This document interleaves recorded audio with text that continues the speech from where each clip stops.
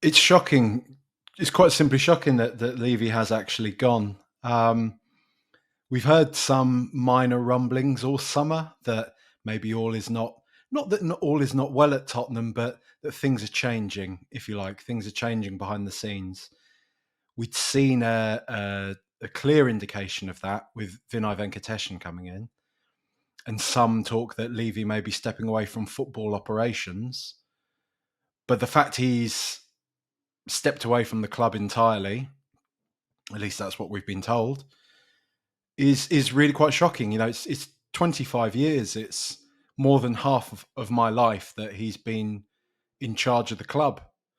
He's been a constant throughout most phases of Tottenham in the Premier League, and it's stepping into uncharted waters is always going to carry with it a sense of like trepidation. You're always going to be a bit sort of nervous about what's next, what happens after Levy, and you see all these examples of catastrophic ownerships.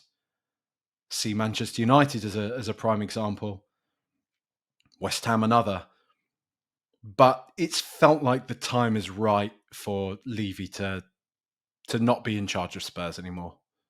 Look, he's been such a divisive figure within the fan base for quite some time now, really. And I feel that in some respects that's probably been quite undue. The line from some will be, "This guy is destroying our club. Single-handedly, he is destroying the club." Whereas I see him as somebody that has taken a sleeping giant, if you like, in Spurs, a club that were historically pretty successful. One of the most successful teams in English football, at least, but who had not really adapted to the Premier League that well when it came along. Considering we'd been billed as one of the big five, the big six, when the Premier League was first created, we were part of that movement, yet it completely left us behind. We didn't keep up with it at all. I think Sugar himself inherited something of a mess, but then passed on something that was just a neglected asset. Let's put it that way. And Daniel Levy and Enoch have picked that up. They have galvanized the spirit of a famous old club, if you like, made them remember who they are, and had us once again. So a team that at one point wasn't even finishing in the top half of the table, wasn't even couldn't even dream of getting into European competition, going all the way to a Champions League final, regularly competing within the Champions League, having some of the best players in world football wearing the shirt, playing for the team. And that was a mixture of canny business and smart scouting when we consider the likes of Dimitar Berbatov, Luka Modric, Gareth Bale. We might have lucked out a bit with Harry Kane, but we certainly didn't with Son Heung-min. We identified a future superstar, and he went on to be one of the greatest players in the history of the club. So I guess my point is that what Spurs were when Levy took over were definitely not the club that he left. I think it would be disingenuous to suggest that. And so I can't really take on this idea that he has somehow been the thorn in our side or whatever. But I think what has become abundantly clear in the past few years, and this is ultimately since we moved into the new stadium signalled Tottenham entering a new era. It was a signifier that we were suddenly a super club of sorts. We had aspirations of being a super club. We wanted a bit of that. We weren't just going to sit back and hope we get into Europe every now and again and have a bit of a jolly, like somebody like West Ham, for example. We were a team that really wanted to battle with the big boys, if you like. And building something like the stadium, considering where we were, is a marvelous achievement in the sort of the modern football business sense of things. Having a brand as big as Tottenham is now, one of the most profitable clubs on the face of the planet, He punches up there with like NFL clubs and stuff, which is unheard of. But I think also it's become abundantly clear that although Levy has done a great job in turning the club into that sort of club, now he is at the top table. He just doesn't really operate in the same way. He still seems to operate in the old tried and tested way. This is how it's worked for me before, so this is how I'll do it again. And a prime example of this is the Eze deal this summer, right? There are plenty of factors, there are plenty of curveballs that would suggest that Spurs have probably been somewhat unfairly treated by both the player and by Parish and Crystal Palace, the club themselves. But the point I default back to on the Eze deal is that as much as Eze obviously wanted Arsenal, um, as much as Parish wanted to get as much out of Spurs as he could, um, as much as apparently Arsenal had said they would pay earlier on in the summer, but never really followed through on their interest. What happened is that when it looked like nobody was really going to come in for Eze this summer, when it looked like Arsenal had cooled their interest in him, Spurs sensed an opportunity there. And primarily, let's be honest, Daniel Levy sensed an opportunity. Palace need to sell this player. Eze wants out. There's a deal to be done. So instead of just giving Palace the money that they want, and was pretty reasonable for what is their best player, somebody who's been one of the best players in the Premier League outside of the top six clubs, if you like, for the past few years, a figure around 60 something million pounds doesn't seem that outlandish. But Spurs spent 10 days trying to whittle this deal down, trying to work out ways in which we could make up the difference in performance related bonuses and so on and so forth. And then you saw what happened. Kai Havertz got injured, and Arsenal were like, right, we need a player. Let's just get that Eze deal done again. And although all the circumstances were right there for Spurs to get, get the rug pulled out from under them on that deal, Eze being an Arsenal fan, Palace and Arsenal having a sort of agreement in principle in place already, that deal still wouldn't have happened had Spurs not just acted decisively in the first place and seen, right, there's an opportunity for Eze. We need a player like that. James Maddison has just been written off for the season pretty much. Let's do what we've got to do. Let's act quickly. Let's act decisively. Let's get this player in, make sure he's got enough time to get up to speed, train under Frank, get to know the rest of the players around him.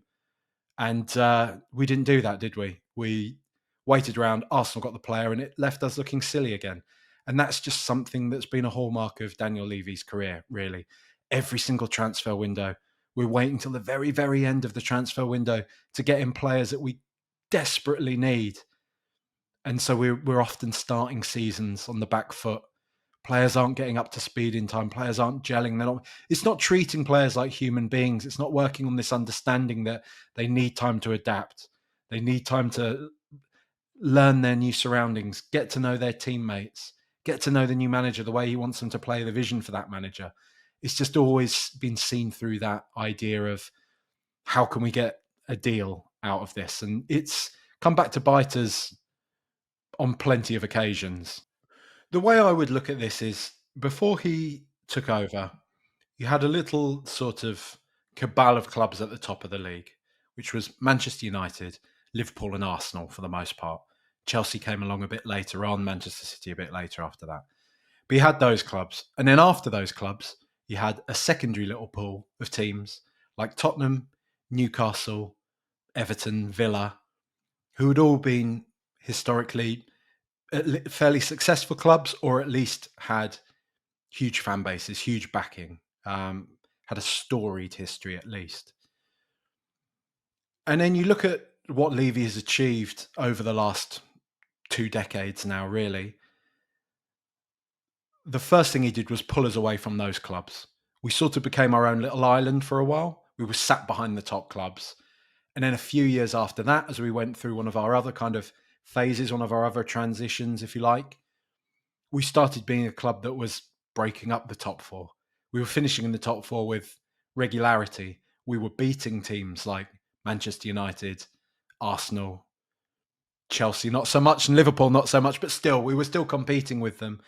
Um, and that was quite simply unheard of. And as I say, when you consider the fact that Spurs are now a team that there's naturally going to be concerns about the future, right? There's naturally going to be concerns about where the club goes after this.